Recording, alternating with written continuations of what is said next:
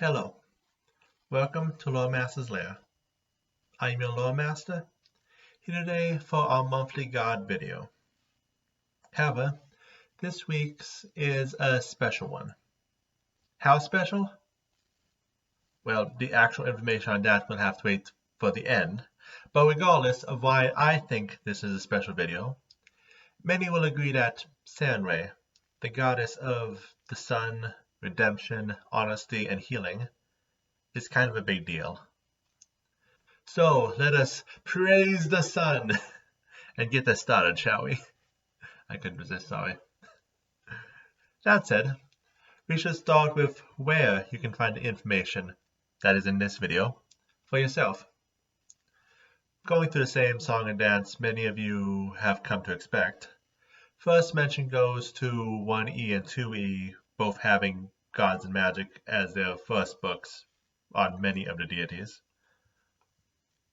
Second, her appearance in an adventure path goes to the second book of Legacy of Fire, titled The House of the Beast. And of course, the information was reprinted along with the other main gods in the book Inner Sea Gods. Our Lady is neutral good, meaning further information can be found in the Book of Faiths of the Righteous. As with most gods, Planar Adventures is good for when we talk about her divine realm. More enlightening information can also be found in the Big Book of Divine Magic, Divine Anthology. There are a few more books of information on Sarenrae, but I think that is all we need for now.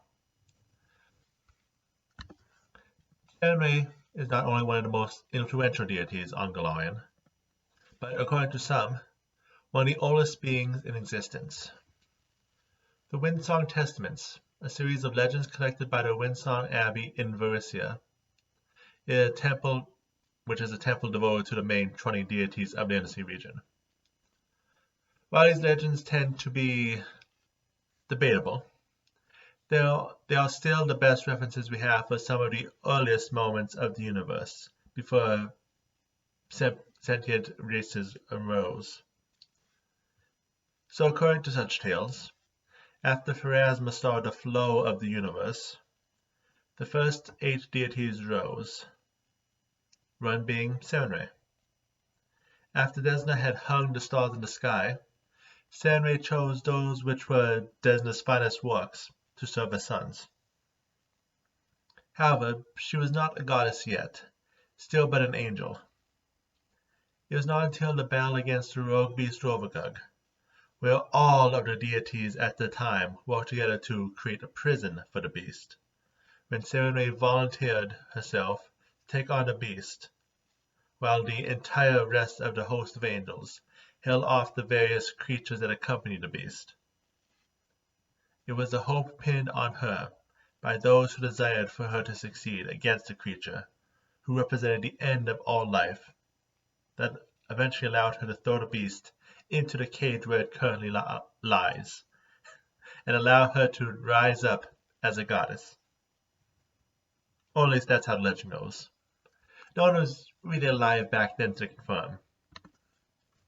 Speaking of legends, that brings us to our first side tangent of the day, the part of the show where mistakes live in infamy, even those of the gods.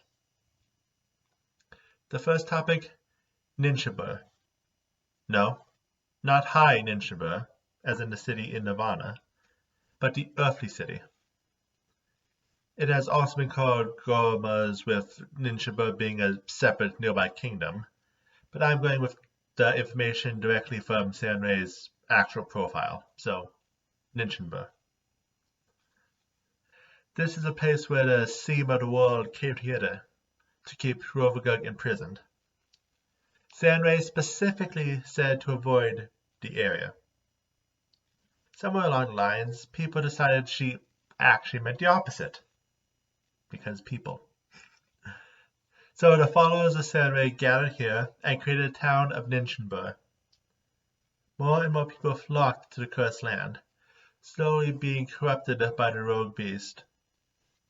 Sarenrae sent many visions, and even her own herald, but nothing worked. In the end, in rage, she destroyed the city, leaving nothing but ash and a hole in the ground, just as Rovagug planned. Despite not being able to escape, the hole, named the Pit of Gormas, allowed Rovagug to release various monstrosities, especially the beasts known as the spawn of Rovagug. That day, Sarenrae regretted the mistake she made, and took the first step to becoming a goddess of redemption, lest reckless actions cause another tragedy. Sarenrae is an angel, one of them who has ascended to full godhood. But appearance-wise, that gives a wide berth. Bible realistic angels, am I right? However, Sarenrae tends to stick with the standard when she appears before her worshippers, taking on the form of a humanoid, skin of bronze, hair of flame. And what hair it is! Sometimes the flames appear to be yards long. Artwork tends to not deviate much appearance-wise, but tends to always show her protectively holding the sun in one hand and holding a scimitar at the ready to fight, if need be. Sometimes, Golarion sun is represented with Sarenrae's face, but the Church does not teach that Sarenrae is the sun itself, just as she is its guardian, and its light is sacred to her. Sarenrae is the bringer of light to the world. While we are on our roll with legends, there's a legend that says that Asmodeus, the father of lies, blanketed the world in shadow and deceit. Sarenrae rose and brought light to the world, and along with it, truth and honesty. This is how the Church explains the concept of redemption. The light showed the evil ones the truth of their own ugly souls, and so they came and asked for Sarenrae's forgiveness. While we are all on the topic of redemption, Sarenrae and her followers do not believe in blind forgiveness. One who has damaged another by their actions still needs to repay the debt, however it may be done. And what redemption means is debated by followers, as one would expect from a congregation with as many followers as Sarenrae has. Some will keep stopping and forgiving a source of evil, again and again and again, while others, the most obvious being those known as the cult of the Dawnflower, believe forgiveness should only be given once, with the second time needing the touch of a sword. This highlights one of the things about the followers of the Church of Sarenrae. There are a lot of them. There are few demands on how one follows Sarenrae, if the only real precept is to follow the ideals she represents. Some are just average folks who believe in the precepts of compassion, redemption, and the power of the sun. Others take a more active role as protectors, or as mentioned, avengers. Many members of the faith with enough money wear what is known as rose gold, a mix of gold and copper, due to the color being reminiscent of the color of dawn. Many of the religious ceremonies and forms of celebration for the Church include dancing and flowing movement, and clothes that flow with such movement is synonymous for the Church. Of course, an excellent place to dance is weddings, events which are always cause for celebration, and, with the Church of Sarenrae having no stigma against diverse, a second or third wedding is just as big a celebration. Speaking of followers, let's follow up with our second side tangent. Some of the more specific followers of Sarenrae, aka the 1E prestige classes. Sarenrae has two to her name, so let's see how they fit into the Church. Both of them are brought about due to one of the large parts of Sarenrae's faith: diversity. There are those whose focus is helping those in need, and there are those whose focus is the hunting of evil. There are bound to be some disagreements, which is where the Dawnflower dissidents come in. They are members of the faith who walk in the shadows, looking for schisms in the faith, or worse, heresy. Again, the followers of Rovagug are everywhere. These dissidents focus on staying in the shadows, hiding the fact that they can cast spells, strike non-lethally with their blades, and turn into a phoenix when they are killed, all for the good of the unity of the Church. The Ether is uninterested in these debates, instead taking a third way. The Dawnflower Anchorite does not save or hunt, but searches for wisdom, focusing on the greatest gift of Sarenrae, the sun. These followers find enlightenment, allowing them to use their pure belief to harness the sun's light to their advantage, while also helping them strike down their enemies, of course. The clergy of Sarenrae's church tends to be gentle to her followers and harsh against evil which cannot be redeemed. Harsh isn't swordplay. All gods have holy weapons, but Sarenrae's followers definitely know how to use theirs. Doubly so with how much Sarenrae's followers like dance. That said, on the other hand, they also tend to be skilled at healing, because of that side of Sarenrae's portfolio. Get you a priest who knows how to do both.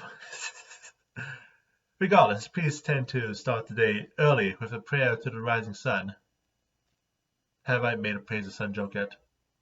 Whatever. Praise the sun!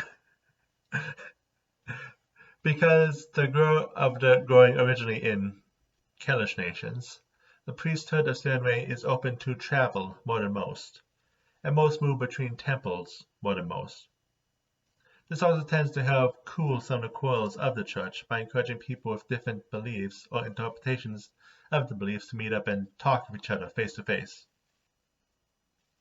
Hopefully it works. Sarenrae's temples tend to have the main buildings be open to the air and open to the sun, saving the shade and elemental protection to other outbuildings. They also tend to be lined with mirrors to redirect as much sunlight into the temple as possible. Murals of sun symbols and birds are also common. Also sunflowers. Many places, temples or not, grow sunflowers in Sarenrae's honor and make food out of sunflower seeds.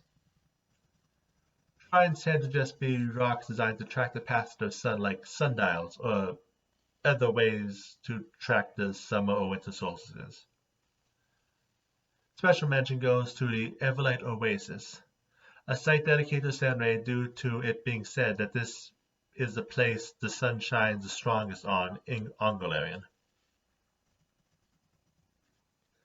Sarenrae's realm is known as the Everlight, a sun that appears in the sky of Nirvana, constantly hanging at high noon.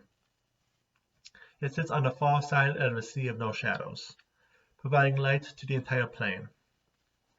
From a distance, it has been noted some can see the outline of a lighthouse within. Only the highest of the faith are allowed within, but she does have a secondary domain where any visitor to Nirvana may enter. High Ninshabur, one of the largest cities within the plane. Here, Sarenrae has been known to walk as a human amongst the people, and it is a place renowned for a wide range of healers who call the city home. For where her worship is strongest, Sarenrae tends to be favored in places that get the most sunlight, like deserts.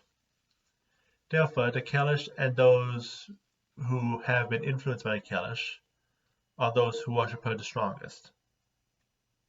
Therefore, Katapesh, Kiadara, Osirian, and Tuvia tend to be where she is worshipped the most outside of Kashmirun. Absalon has also seen the spread of her faith. Talden has a contentious history with the Kellish, and therefore Sarenrae. But there is currently a decent population of followers of Sarenrae within the nation.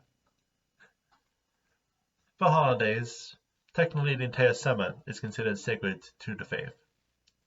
But two special celebrations are the celebration of the Burning Blades and the Sarenrae festival. The celebration of the Burning Blades is the cap of a month-long festival celebrating Sarenrae as a healer of both physical and spiritual malaise. It gets its name from the dance held at the festival's end, with swords dipped in pitch before being lit. Sarenrae is the summer solstice, and a celebration of the day the sun falls most strongly on Golarion. It is a day of dance, fireworks, and small gifts. It includes a reenactment of the Battle of Sarenrae versus Rovagug. A third celebration, Candlemas, is less a celebration of a day and more of one's own anniversary with the church, a personal remembrance of why you joined in the first place. Finally, her holy book, The Birth of Light and Truth, contains the stories of how Sarenrae rose to godhood, including many of the stories we talked about at the beginning of this evening, usually containing extra pages for the owners to write their own experiences with redemption. Which brings us to our third side tangent. As always, when I can, I bring you an extra book listed in Divine Anthology. And this one is yet another divine fighting style. Again, Sarenrae's followers have swords, and they know how to use them.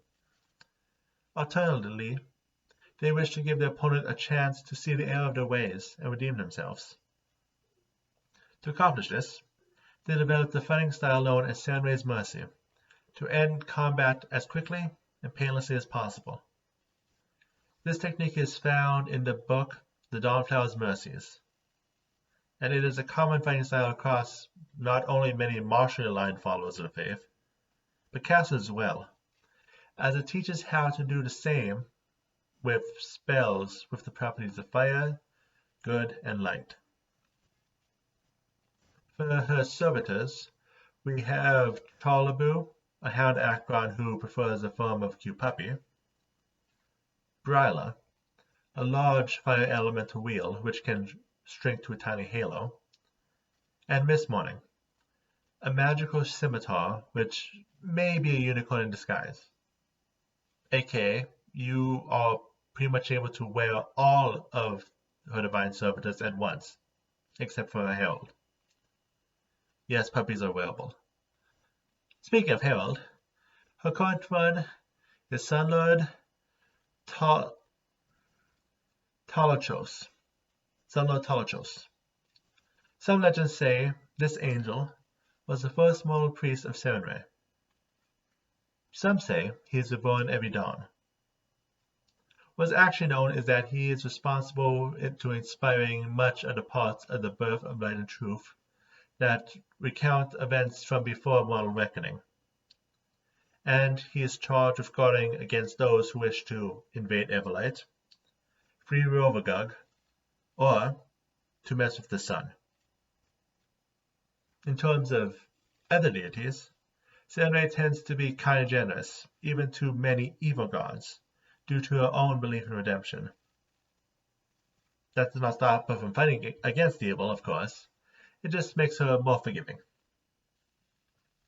Starting with allies, she was the first ephemeral lord to achieve godhood, and therefore holds a special connection to most of the choirs of angels. Speaking of special connections, Sarenrae has a constant on-again, off-again relationship with the goddesses Desna and Shaelin. However, her most special relationships are with a couple of evil deities, Asmodeus and Rovagug. Rovagug needs no explanation. Asmodeus and Sarenrae have been rivals since the times immemorable. Their constant fighting seems to be more than a simple battle of good and evil, which directly leads into our last side tangent, and with it information about a god who is long dead, and might not have even existed. Ihys, known as the First. He stood along with Sarenrae as one of the first 8 deities listed in the Wingsong Testaments, and also appears in the Holy Book of Asmodeus. When the universe came together, he was the first being to gain true sentience, and he named himself and his brother Asmodeus. He and Asmodeus, along with many lesser deities, crafted the universe into order, creating the physical laws of the universe. Ihys created the first mortal, who worshipped him, and the other gods followed suit. However, these first worshippers were but puppets, so Ihys did something which changed the course of history forever. He created a concept of free will, so mortals could find their own path. Suddenly, the heavens were divided in two, between those who preferred the order, the mindless worship, led by Asmodeus, and those who saw the good free will brought, and all the good that came about because of it, led by Ihys' closest ally, Sarenrae. Ihys, regardless of feeling some guilt, stood by his decision and fought against his brother. However, Asmodeus offered a hand of brotherhood, and Ihys took it, and took a spear of treachery in his back. Thereby, Ihys became the first soul to be judged by Pharasma. Asmodeus, in remembrance of his brother, allowed free will to stand, at least for now. And Sarenrae lost the person she thought of as a mentor, one act Sarenrae seems not to have forgiven. And that is everything about Sarenrae. Or not. You see, Sarenrae is the first god I have done which has a large presence in Starfinder. While I do try to avoid such gods since Starfinder has not done as many full profiles on their gods, the main reason I have not done Desna or Pharasma yet, Sarenrae is one of them that has gotten her own write-up. So while Starfinder is not exactly my game, and while we will be getting actual more information in the Book of Galactic Magic in like 3 months for all gods, hopefully, I have done enough research where I think I am able to fully give information to any who truly are interested. So come back next week, where we continue to praise the sun. Okay, I know I already made that joke. Anyway, see you then.